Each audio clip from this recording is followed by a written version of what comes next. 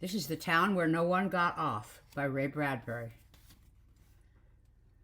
Crossing the continental United States by night, by day, on the train, you flash past town after wilderness town where nobody ever gets off. Or rather, no person who doesn't belong, no person who hasn't roots in these country graveyards ever bothers to visit these lonely stations or attend their lonely views.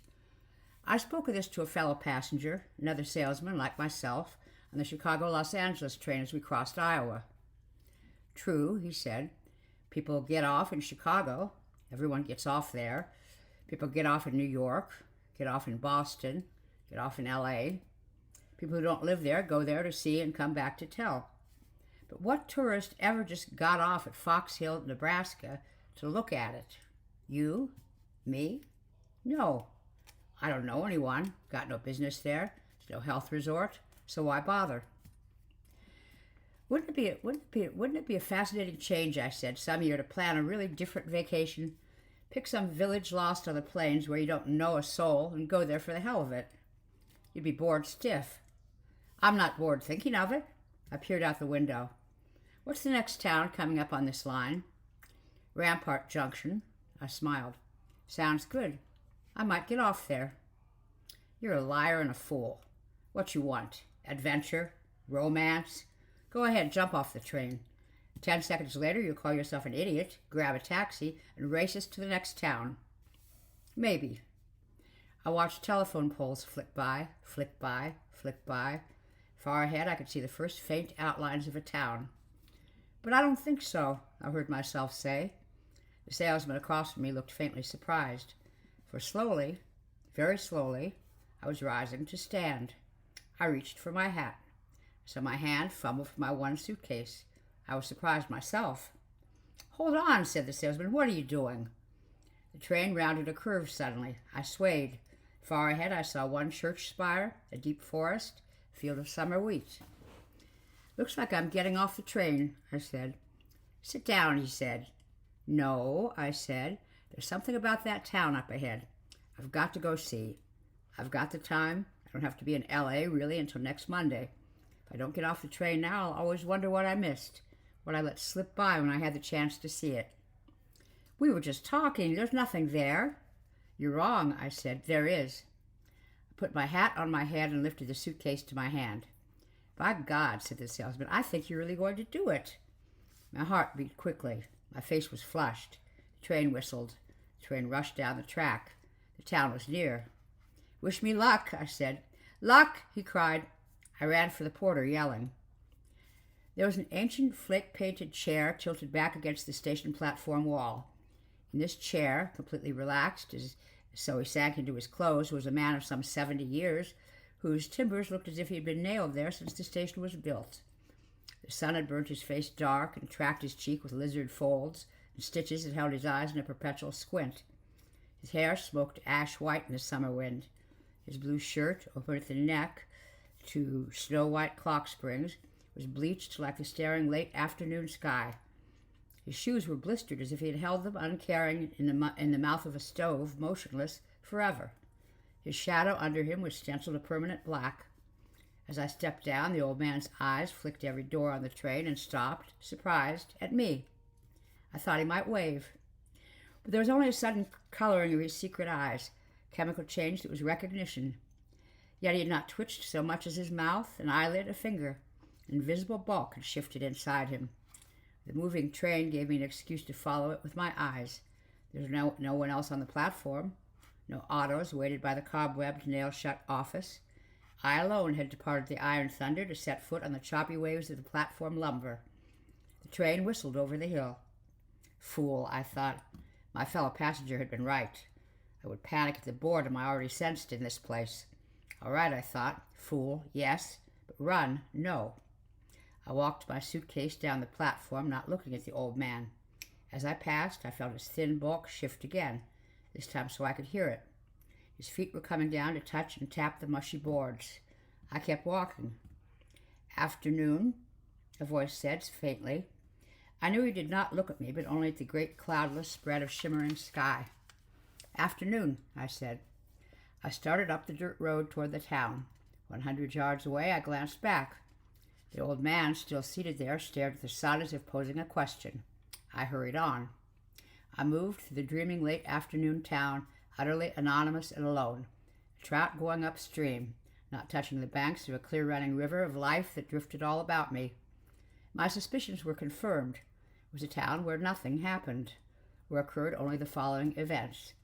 At 4 o'clock sharp, the Honninger hardware door slammed as a dog came out to dust himself in the road. 4:30, a straw sucked emptily at the bottom of a soda glass, making a sound like a great cataract in the drugstore silence. 5 o'clock, boys and pebbles plunged in the Trown River. 5:15, ants paraded in the slanting light under some elm trees. And yet, I turned in a slow circle. Somewhere in this town there must be something worth seeing. I knew it was there. I knew I had to keep walking and looking. I knew I would find it. I walked. I looked. All through the afternoon there was only one constant and unchanging factor. The old man in the bleached blue pants and shirt was never far away. When I sat in the drugstore, he was out front, spitting tobacco that rolled itself into tumblebugs in the dust. When I stood by the river, he was crouching downstream, making a great thing of washing his hands. Along about 7:30 in the evening, I was walking for the 7th or 8th time through the quiet streets when I heard footsteps beside me. I looked over, and the old man was pacing me, looking straight ahead, a piece of dried grass in his stained teeth. "It's been a long time," he said quietly. We walked along in the twilight. "A long time," he said, "waiting on that station platform." "You?" I said. "Me." He nodded in the tree shadows. "Were you waiting for someone at the station?" "Yes," he said. "You?" "Me?" The surprise must have shown in my voice. "But why? You never saw me before in your life." Did I say I did? I just said I was waiting. We were on the edge of town now.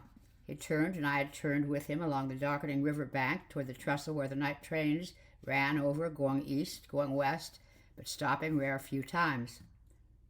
"You want to know anything about me?" I asked suddenly. "Are you the sheriff?" "No, not the sheriff. No, I don't want to know nothing about you." He put his hands in his pockets. The sun was set now. The air was suddenly cool. "I'm just surprised you're here at last, is all." "Surprised?" "Surprised," he said. "And pleased." I stopped abruptly and looked straight at him. "How long have you been sitting on that station platform?" 20 years, give or take a few." I knew he was telling the truth. His voice was as easy and quiet as the river. "Waiting for me?" I said. "Or someone like you," he said. We walked on in the growing dark. "How you like our town?" "Nice, quiet," I said. "Nice, quiet," he nodded. "Like the people?" "People look nice and quiet." "They are," he said. "Nice, quiet." I was ready to turn back, but the old man kept talking. In order to listen and be polite, I had to walk with him in the vaster darkness, the tides of field and meadow beyond town. "Yes," said the old man. "The day I retired, 20 years ago, I sat down on that station platform, and there I've been sitting, doing nothing, waiting for something to happen. I didn't know what, didn't know, I couldn't say. When it finally happened, I'd know it. I'd look at it and say, 'Yes, sir, that's what I was waiting for.' Train wreck? No. Old woman friend come back to town after 50 years? No. No. It's hard to say. Someone. Something. Seems to have something to do with you. I wish I could say. Why don't you try?" I said. The stars were coming out. We walked on. "Well," he said slowly, "you know much about your own insides. You mean my stomach, or you mean psychologically?" "That's the word. I mean your head, your brain. You know much about that?" The grass whispered under my feet. "A little." You hate many people in your time?" "Some. We all do. It's normal enough to hate, ain't it? Not only hate, but, well, we don't talk about it, that we sometimes want to hit people who hurt us, even kill them." "Hardly a week passes we don't get that feeling," I said, and put it away. "We put away all our lives," he said. "Town says thus and so. Mom and Dad say this and that. The law says such and such. So you put away one killing and another and two more after that. By the time you're my age, you got lots of that kind of stuff between your ears.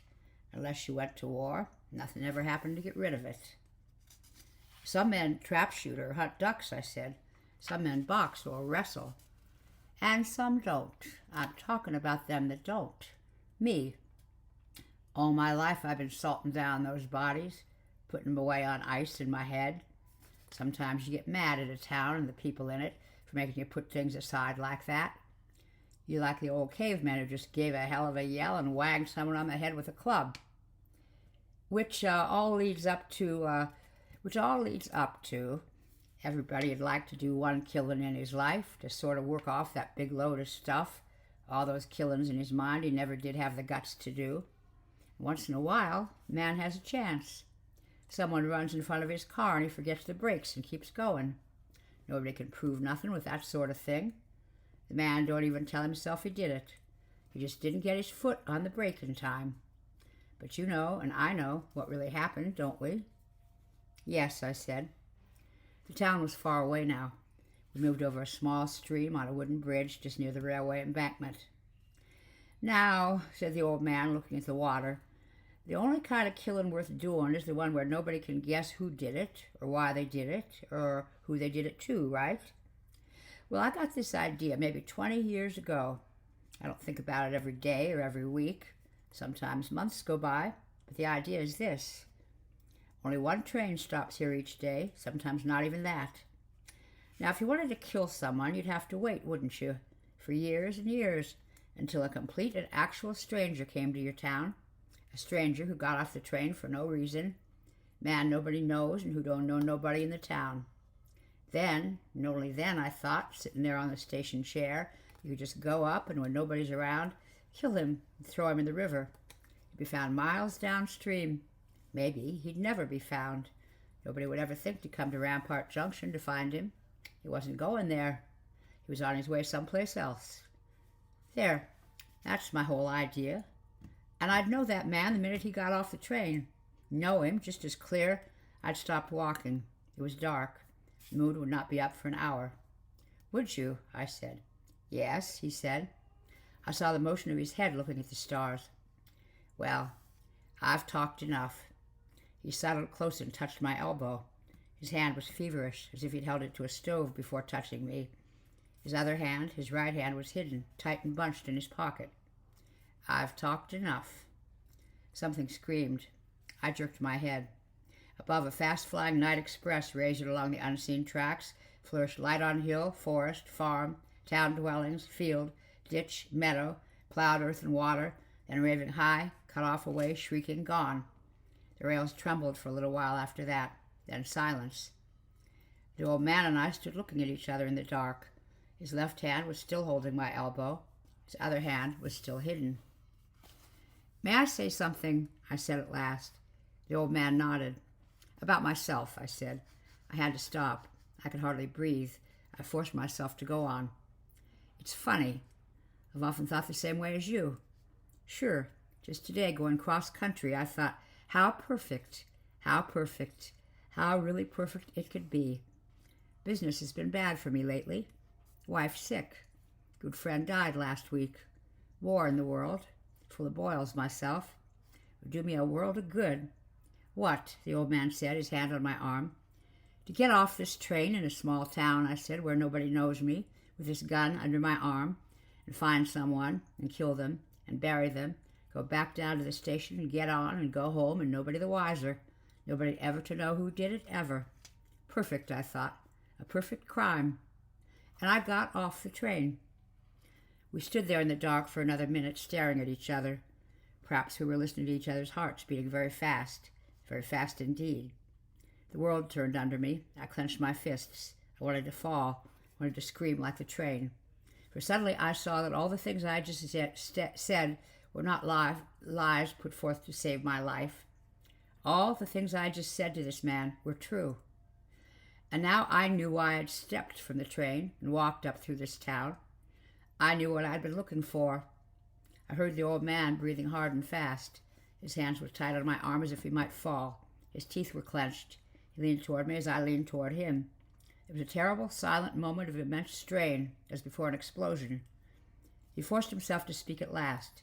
It was the voice of a man crushed by a monstrous burden. "How do I know you got a gun under your arm?" "You don't know." My voice was blurred. "You can't be sure." He waited. I thought he was going to faint. "That's how it is?" he said. "That's how it is," I said. He shut his eyes tight. He shut his mouth tight. After another 5 minutes, very slowly, heavily, he managed to take his hand away from my own immense heavy arm. He looked down at his right hand and then and took it empty out of his pocket. Slowly, with great weight, we turned away from each other, started walking blind, completely blind in the dark. The midnight passenger to be picked up flare sputtered on the tracks. Only when the train was pulling out of the station did I lean from the open Pullman door and look back. The old man was seated there, with his chair tilted against the station wall, with his faded blue pants and shirt and his sun-baked face and his sun-bleached eyes. He did not glance at me as the train slid past. He was gazing east, along the empty rails, where tomorrow, or the next day, the day after that, a train, some train, any train, might fly by here, might slow, might stop. His face was fixed. His eyes were blindly frozen toward the east. He looked 100 years old. The train wailed.